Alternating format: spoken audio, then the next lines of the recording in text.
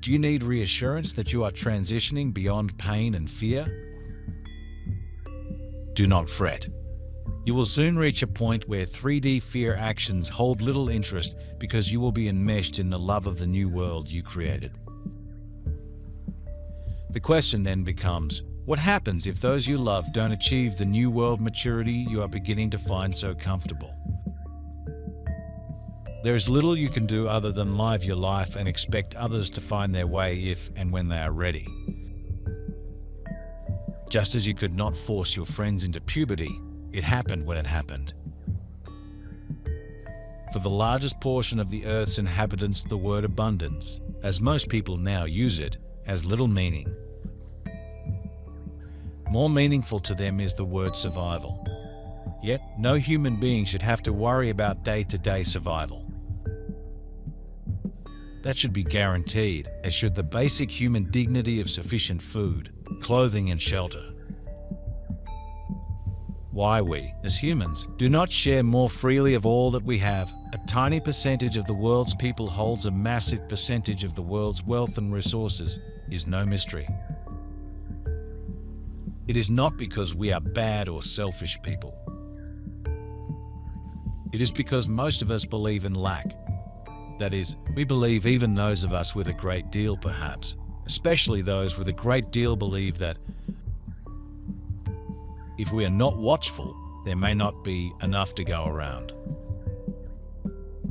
This leads to a not unimportant question. When is enough? The great divide we of the universe has highlighted several weeks ago is becoming increasingly apparent. As a result, there is less to discuss or question with those firmly ensconced in 3D. You will find yourself ignoring the latest news about this terrible event or statement because you will be elsewhere mentally and, most likely, physically. It is not that you will be flying through the atmosphere, but that the latest traumas will not impact your physical being, as has been happening for some time. You are letting go not entirely or immediately, but hour by hour and day by day, so that you can express your new emotions in different ways and places.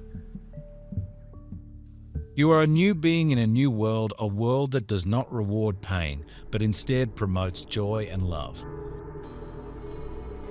Just as in 3D puberty, this evolution will be gradual or slow for some and rapid for others. All who wish to be part of this new world will find their place when it is time. Many of you question that last statement, for you cannot understand why there might be a time lag in accessing love and peace any more than you understood why you did not develop as rapidly as others during puberty. You are not being punished. You are merely evolving at the correct rate for your physical body and according to the cohort plans you developed before accepting your role in this remarkable transition. This transition was never designed to be everyone all at once. Instead, various factors played into the time sequence, not the least of which was the strength of your physical being or your role in this transition. Some of you are waiting to encourage others to transition at a similar time. Others decided to be in the first wave.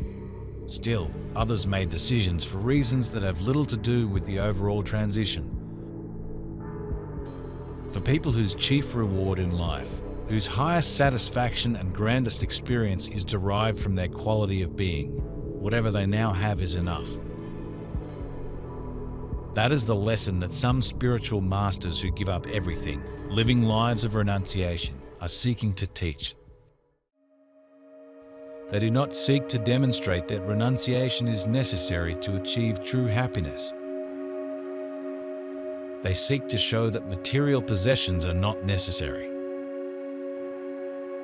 What I have learned about life is that when we live holy, we live wholly. I have been searching for ways to live my life as a whole person, as an integrated being, for 25 years. Holistic living means being aware that I am part of a whole system, a whole idea, a whole reality, and that everything I think, say and do affects that reality. Indeed, at some level, creates it.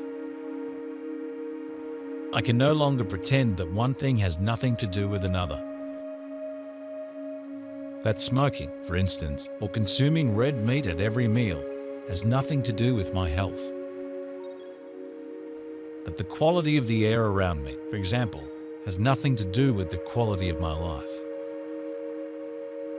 That how I think and speak and act has nothing to do with how I experience my future.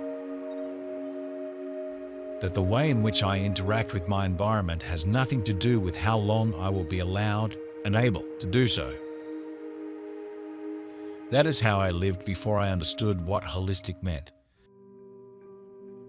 I did not understand what sociologists call whole systems theory. I did not comprehend the implications of the fact that I was a cog in a very big wheel. In this, I dare say that I was not unlike many people, perhaps most people. Just know that you are in the right place at the right time, and that, as is happening to many, you are becoming less and less interested in 3D trauma.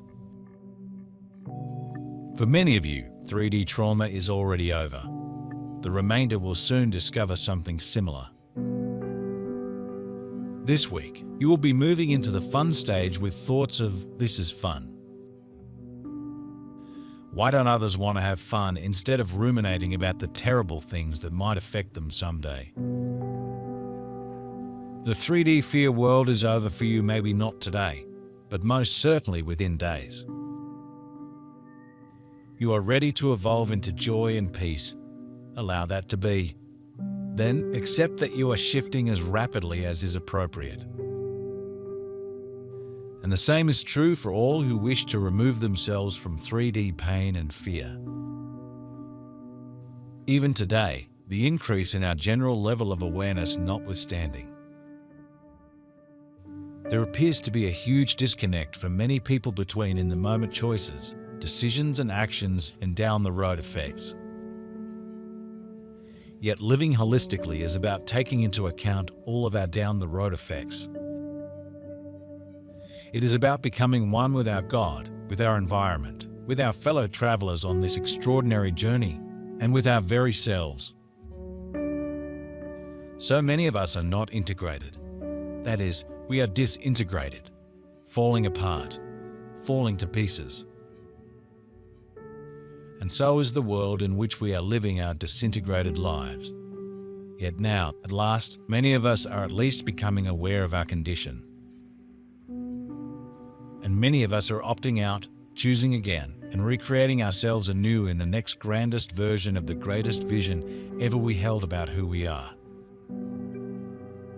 There are many resources now available to help us with these challenges as we undertake the process of rebuilding our collective reality in the 21st century.